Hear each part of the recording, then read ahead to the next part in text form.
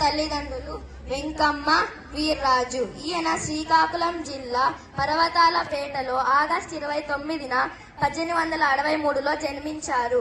ఈయన గ్రాంధిక భాషలో ఉన్న తెలుగు వచనాన్ని ప్రజల వాడుక భాషలోకి తీసుకువచ్చి నిత్యం వ్యాకరణానికి పరిచయం చేశారు. ఈయన ఒక రచయిత. ఈయన ఆంధ్రప్రదేశ్లో వ్యాకరణానికి మూలక విషుడు.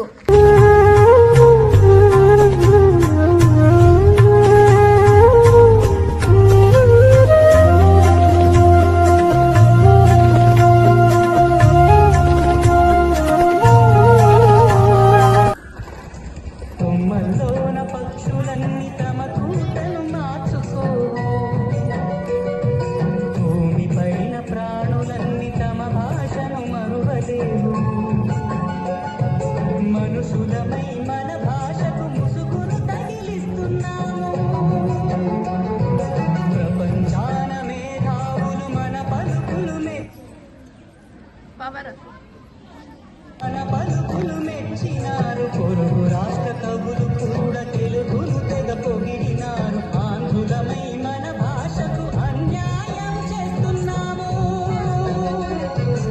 అభివృద్ధికి ఉండాలి నింగే హక్కు, అభివృద్ధికి ఉండాలి నింగే హక్కు. అది భాష ఆచారాలను మింగేయొద్దు. తల్లి కంటి నీటి మాతృభాషరా, ఉప్పు పాల భాష పలికేందుకు సిగ్గుపడకురా, వెనక్కి తగ్గమాకురా. తెలుగు భాష తీయదనం, తెలుగు జాతి గొప్పతనం తెలుసుకున్న వాళ్ళకి తెలుగే ఒక మూలధనం. మమ్మీ డాడీ అన్న మాట మరుద్దామురా, అమ్మా నాన్న అంటూ నీటి నుండి పిలుద్దామురా, ప్రతిజ్ఞ భూముదామురా.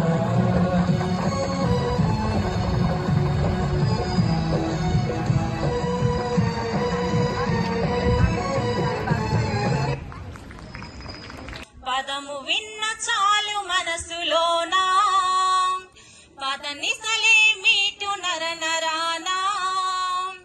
అమ్మ పాలధార తెలుగంటే పంచదార, అందమైన శబ్దవర్ణమాల.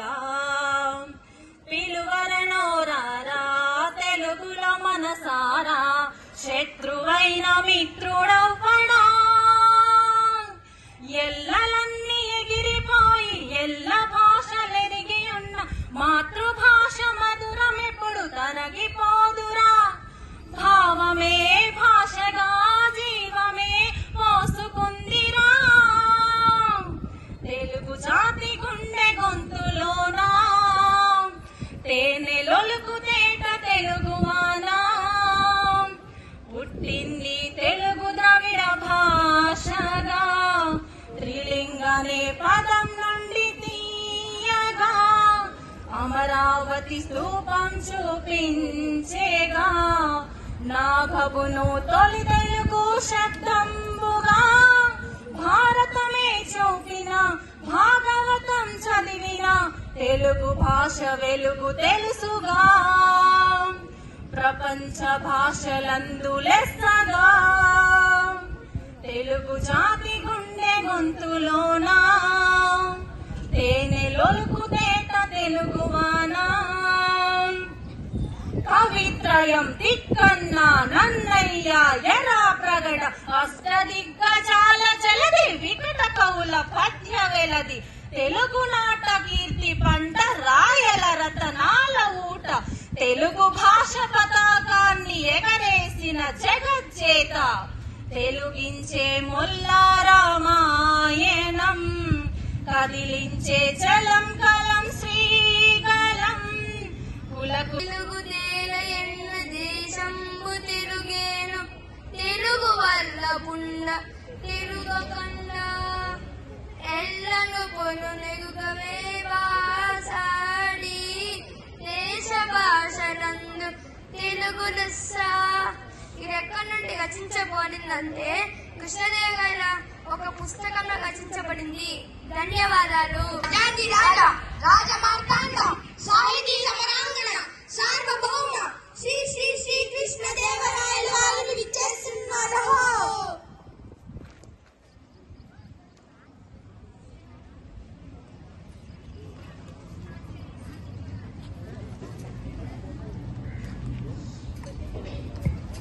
అష్టదిగ్గజ కవులకు, సాహితీ ప్రియులకు, పుర ప్రజలకు స్వాగతం. మా పాలనలో జీవితాన్ని ఆనందంగా గడుపుతున్న జానపదులు సైతం కొన్ని రసవత్తరమైన సమస్యలను పంపించారు. మీరు వీటిని రసవత్తరంగా పూరించి నేటి భువన విజయ సభను రంజింపచేయండి. చిత్తం రాజేంద్ర, కవిచంద్ర, మీతో నేటి భువన విజయ సభను ప్రారంభించాలని నా అభిలాష. నీ ఆలోచన నిజమే పెద్దనామాత్య. కానీ ప్రభువుల ఏలబడిలో ఎన్నో భాషలు ఉండగా తెలుగు భాషపై ఇంత మక్కువ చూపడానికి గల కారణమేమిటో? అదేమిటి సురణ కవి? మందార మకరందాలు జారువారే తెలుగుని ఇష్టపడని వారుందెరా? తెలుగుదేలనందువా? తెలుగుదేలయన్న దేశంబు తెలుగేను, తెలుగు వల్లబుండ తెలుగు కండ, ఎల్ల నృపుల గొలవ నెరుగవే భాషాడి, దేశ భాషలందు తెలుగు లెస్స. మరింతటి మన తెలుగు భాష పైన ఎవరికైనా ఎందుకు మమకారం ఉండదు? పెద్దనామాత్య, కవులారా, మేం తర్వాత పద్యమును పూరిస్తాము. ముందు మీరంతా పద్య పూరణకు పూనుకోండి. చిత్తం ప్రభు, మీ అభిప్రాయమే మా శిరోధార్యం. పెద్దనామాత్య, మీ పద్య పూరణకు సమస్య ఇదిగో: అగ్రజానుజులే రణజాగ్రజులుగా. ఆహాహా, ఏమి సమస్య? అన్న తమ్ముళ్ళు అన్నలయ్యారా? ప్రభు, నా పూరణ ఇదిగో: పుష్యమెంబరతాక్యుడు పుట్టినాడు, మొనసి లక్ష్మణుడు డాలేశ పుట్టినాడు, భరత లక్ష్మణ క్రమమిది ఎరసి చూడ, అగ్రజానుజులై రణుజాగ్రజులుగా. అగ్రజానుజులై రణుజాగ్రజులుగా. కానీ లోక వ్యవహారంలో రామ లక్ష్మ భరత శత్రుఘ్నులు అని ఉంటుంది.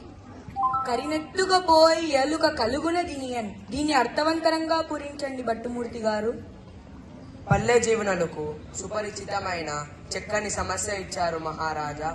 కరులు చిలుకలెత్తులు చక్కెరతో నొనరించి ఆచ, గడపెట్టుడచో కరిమరిచే వంట పుండు, ఆ కరినెత్తుకపోయి ఎలుక కలుగునదినియన్. ఆహా, ఎంత అద్భుత పూరణ! ఎలుక ఏనుగు ఎత్తిపోగలదా? ఆ ఏనుగు రంధ్రంలో పట్టున.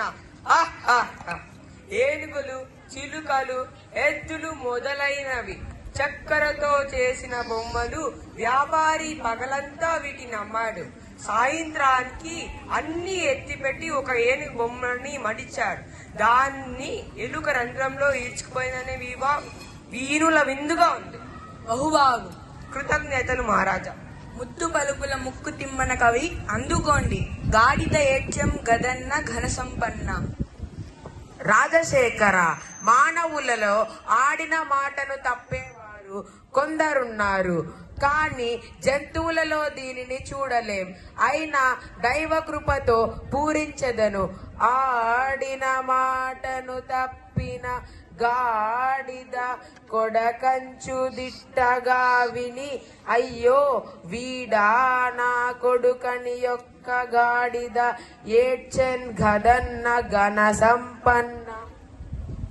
లౌకిక జీవన గమనంలో గ్రామీణుల తుషణను, ఆడి తప్పిన జనుల హీన స్వభావాన్ని మాట నిలబెట్టుకోవడం విలువను చాటారు. ఆడి తప్పే మనిషిని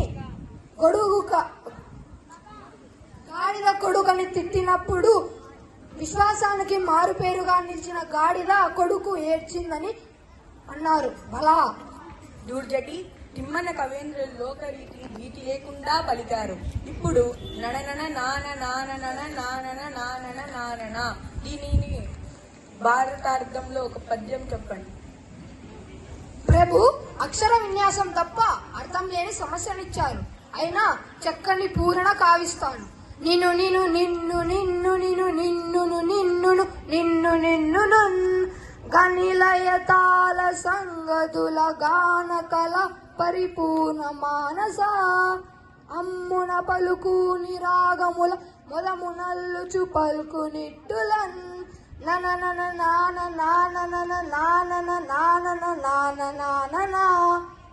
బలా శ్రీ కాళహస్తీశ్వరుని వరప్రసాదం కవిత్వంగా పొందిన దుర్జటి భువన విజయ కవులను చూసిన జానపదులు మన కవుల కావ్య సాహిత్యాన్ని, మన సభ గొప్పతనాన్ని గురించి పొలంలో పనులు చేసుకుంటూ కూడా లయ తాళానికి అనుకూలంగా మిక్కిలి సంతోషంతో కూని రాగాలను అల్లుకున్న స్థితికి కళ్ళకు కట్టిదివి. పనిలో పాటతో పాటు పద్యాలను పాడుకునే వైఖరి అద్భుతం. అవును, జానపదుల సొత్తు జానపదం. సత్యం చెప్పారు రామకృష్ణ. తదుపరి నీదే వంతు. నీ పదగుంపనాన్ని మేమెరుగుదుము. మేక మరియు తోక ఈ రెండు దత్త పదాలతో ఒక సీసపద్యం చెప్పండి. మమ్మేలిన దేవరా నన్నాదేశిస్తే కాదంటానా, ఆలకించండి మహాప్రభో. మే